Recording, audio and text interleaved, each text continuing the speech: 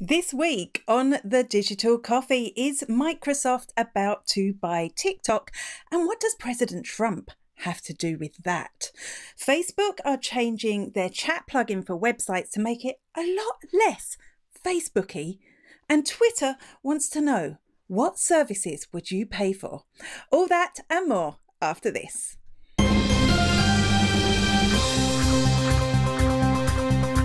Good morning, and welcome to the Digital Coffee.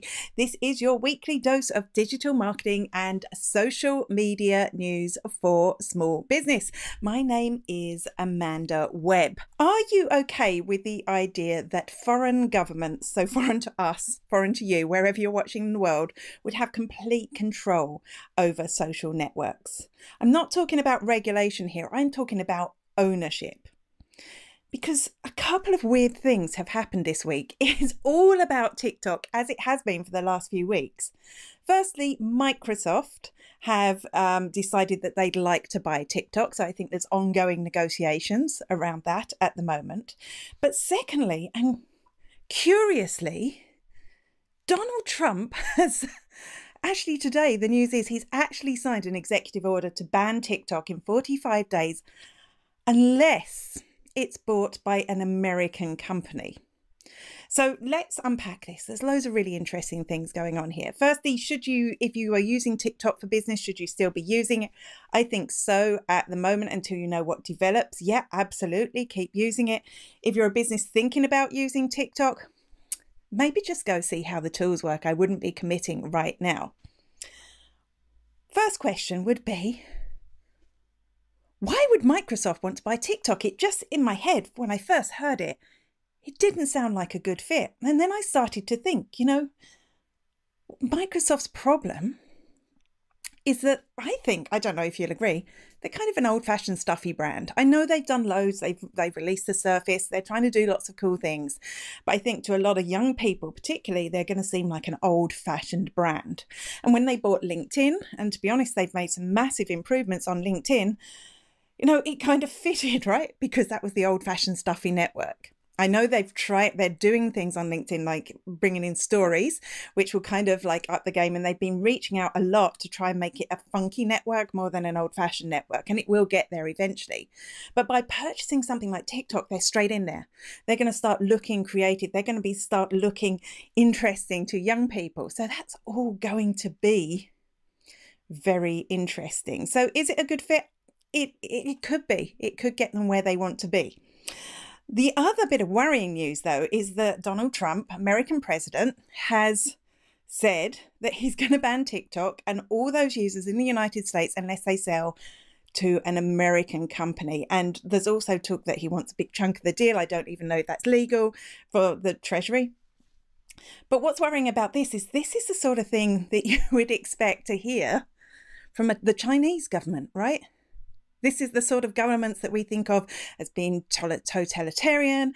And that worries me because he's not just saying he doesn't want it to be a Chinese company. He's saying he wants it to be an American company, which means America, who already have a massive amount of our social media with Facebook and Instagram and WhatsApp all owned by one company in the United States. I don't necessarily want all my social media to come from there. So whereas I wouldn't be that excited about it coming from China, I also don't want everything that I use to be American. It is time for us Europeans to stand up and say, hey, we're good people too.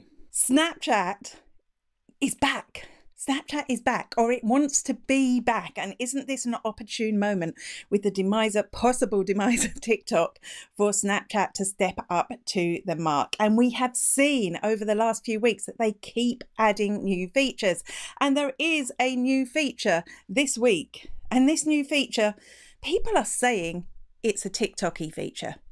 But actually, no.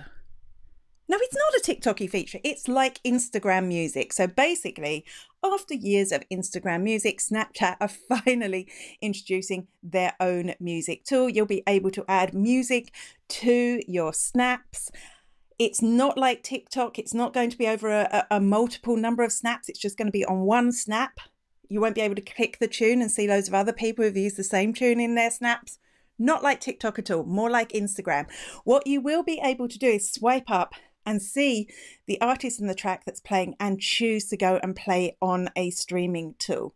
I think this could be good. I think we may. I mean, Snapchat are working really hard. I think we may see a resurgence of Snapchat. The fact that so many people I know in Ireland at least still don't have access to music on Instagram could be a little tipping point. I don't know.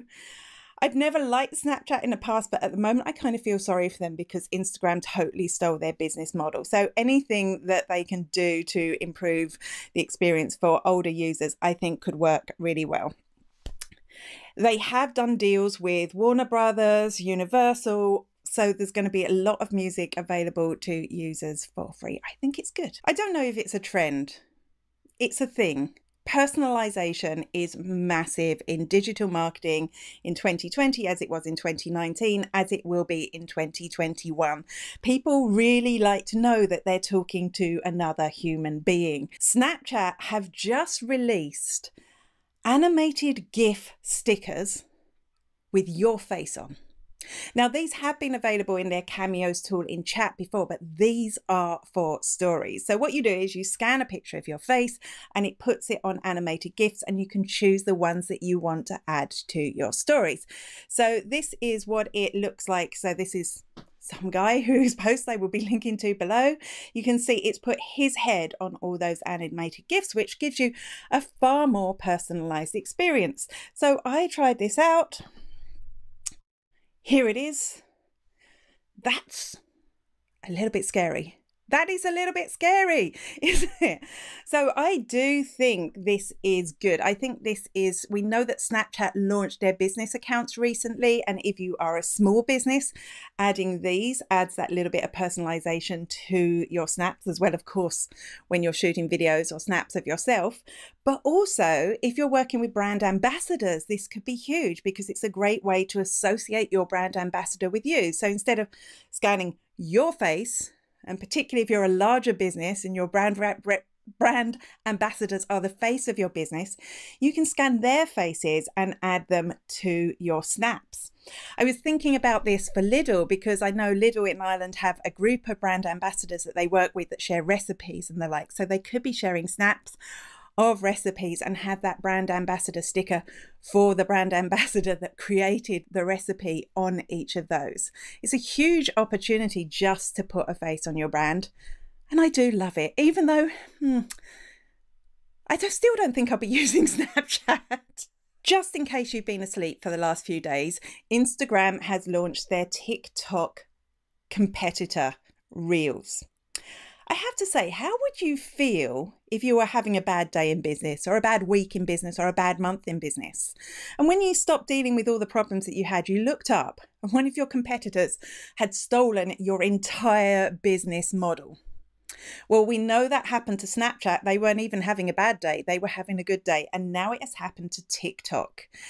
Instagram has completely stolen the TikTok idea and integrated it into their service. It was released, I think, on Wednesday globally. I got it sometime Wednesday evening. I was incredibly excited because even though obviously this is horrible and evil, I am excited to use TikTok style tools. I like video. I like what's going on. So if you haven't checked it out yet, if you go to your Explore feed, you will see featured Reels there. And when you click into it, you will see multi-clip videos with effects, with music playing over the top. I think a lot of TikTokers have instantly gone and created Reels because it's exactly the same as TikTok. I've seen TikTok repurpose content sitting there already. And although it doesn't have as many effects, it is the same thing. You've got people dancing, you've got fashion, you've got interesting tips and tutorials, all shot in I'm going to say a slightly classier than TikTok way, because after all, this is Instagram, and the same happened with stories, I think, when Instagram stole them. The interface is exactly the same. When you're watching a reel, you don't tap left or right to get onto the next one. You swipe up to keep watching. And it's as addictive as TikTok. So I think, if you are thinking of using TikTok, maybe do try out Instagram Reels as a tool. It's not going to be as feature rich as TikTok yet, but that also means that there's not so big a learning curve for you to do it. So if you're not using TikTok, maybe test Reels. If you are using TikTok, you're going to feel very comfortable if something does happen to that company and it does lose favor with governments internationally, you will be able to use Reels. I think it's great, but I also do worry that Facebook is just going to own everything in the future. There is going to be no other social networks. Have you been out and about recently? Because we're all going for walks in the countryside now, right? Have you been out and about recently and you've seen like a wildflower and you've thought, I wonder what that is. I wonder what flower that is, because we're all getting closer to nature now. Or have you been out and about and you've seen a really cute dog, like really cute, and you thought, I'd like a dog like that. I wonder what breed that is. Well, I did this and I downloaded an app.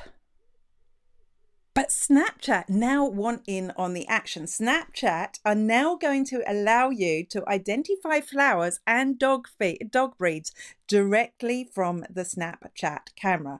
When you swipe right, you will see there is the scan option. And when you go there, you can already scan maths problems. This is new. Like, it's going to be so easy to cheat in exams now.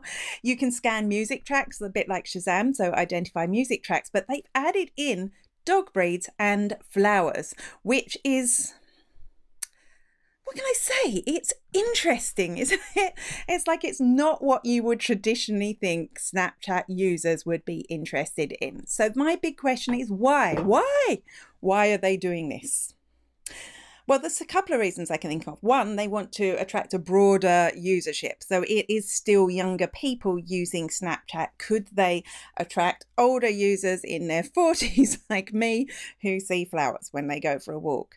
But secondly, we know part of Snapchat's or Snap's business model is to sell tools to third-party tools. So if they've managed to do this better than the other flower identification apps or the dog identification apps, they could sell this on as a tool that they could use. And this is interesting because I do think Snapchat is a really interesting case study in business, because of course they were huge for a while there. But then they took a dive once Instagram stole them, and they really have been rebuilding their business, looking at augmented reality and how that can fit into apps and how they can attract more users. And it is going to be interesting to see how this could still progress. Do you still use Snapchat? I have to say, I only use Snapchat when I read about one of these tools and I go in and have a look at it, because I think I've got the wrong audience there. I'm not sure they're going to be interested in digital marketing, but it's something that I would look at again. According to Facebook, businesses using their chat plugin for their websites see a 45% increase in customers inquiring about their products and services. This is relevant because they have just completely rebooted their chat tool. If you don't know what I'm talking about, this is a little box that will appear on your website where people can click it and chat directly to you via Facebook Messenger about your product or service. And this is a huge way to convert more customers, because very often people will be about to buy, but they've got a worry or a concern. They're not sure how to address it. So they're teetering on the edge, but they need this answer before they make the decision. And having that chatbot there, or that chat window there, really makes a difference. They can type in their question and you can answer it, and they will either convert or not convert depending on the answer. So it's a really good way to get extra sales on your website. But the problem until now is being quite ugly. It's just like this Facebook Messenger thing stuck on your website. It's very, very Facebooky. Also, you had to have a Facebook account, of course, to use Messenger. So that was a problem. What if some of your audience aren't Facebook users or don't want to log into Facebook or are worried about logging into Facebook on your site? Well, Facebook are addressing this with their new chat plugin tool. The first big change is you don't have to be a Facebook user to use it. I don't know, it's very small on the screen, but in that middle screen there, you will be able to see that people can either continue with Messenger or they can continue as guest. So no Facebook account needed. You're not cutting off that big chunk of your customers. And for that reason, it's going to be, because it's a free tool, it's going to be a very efficient way for you to deal with customers. And it's going to be, because it's free, obviously a lot cheaper to use than some of the other solutions out there for chatbots. There are, of course, concerns. You might want to look at the privacy and whatever. There's lots of reasons that you may want to pay for a tool, but I do think this is a massive improvement. It also looks a lot less Facebooky. It kind of sits in with the design of your website. So the whole thing is Facebook are taking the Facebookiness out of this chat plugin. And I do think that could help you convert more customers. So one thing that you can do really effectively to make sure the stuff that you want to sell works for your customers is to ask them, to say, you know, would you pay for this? And we know that Twitter is looking at some sort of subscription model or payment model. And this week, and for the last 2 weeks actually, they've been surveying their customers to find out what they'd pay for, which is a really smart move. So some of the things that they are suggesting is that you will be able to recall a tweet after 30 seconds. I think this is good. I think this is good because sometimes we tweet in anger or we get our typing wrong and we don't notice until it's gone. And then we have to go and scramble and find the tweet and delete it as quickly as possible. Is that just me? Is that just me? I don't tweet in anger, but I do make lots of typos. Or, you know, you might say something that you want to think about a little bit more. So that's one of the things that they're saying, well, maybe this could be part of the paid service. They're also saying that there'll be better video uploading features. You'll be able to upload high def, maybe longer videos. That could be something that you might pay extra for.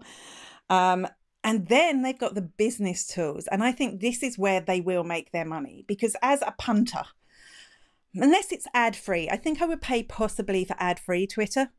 But if you're a punter, there's not much there that you would actually be excited about paying for. I think it might be better to have like a creator subscription model where somebody who broadcasts regular Facebook Lives, for example, you know, a bit like Patreon, I could subscribe and get that extra content from them from a punter point of view. But from a business point of view, this is when I'd pay. And the things they're offering for businesses is better business admin tools. So it'll be easier for multiple people to have different roles on your Twitter account, a bit like you have on Facebook. You know, you'd have an admin of an account and then you could have people that are just able to answer tweets and not send out tweets. And, you know, all sorts of things along those lines. I think that would be worth paying for if you are a business or an agency. And for me, the killer one, better stats. They haven't said what the better stats are going to be, but to be honest, their stats are total pants. So I would definitely pay for better stats to see if what I'm doing on Twitter is even worthwhile.